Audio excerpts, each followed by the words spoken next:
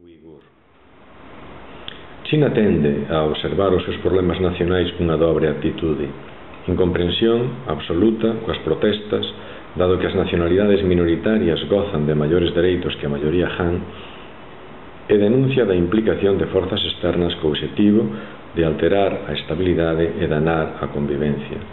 Moi extraordinariamente pasa polo seu maxín que o problema central que está na orixe de feitos como este, máis alá das circunstancias concretas do caso, radique na propia concepción do Estado e das políticas autonómicas promovidas nos últimos anos, onde prima cada vez máis a dimensión antropolóxica, pseudo-religiosa, etc., calquera menos a propiamente política, confiando en que a mestura do paternalismo e desenvolvemento poide operar o milagre da aceptación do seu dominio.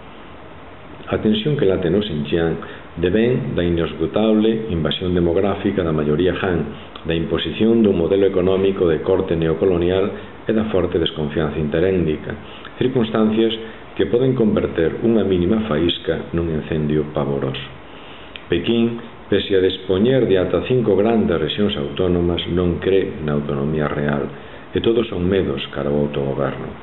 O Xinjiang, como o Tíbet, é formalmente autónomo, pero todos saben que o poder real é exercido dende a organización territorial do Partido Comunista da China, cun Han á súa fronte.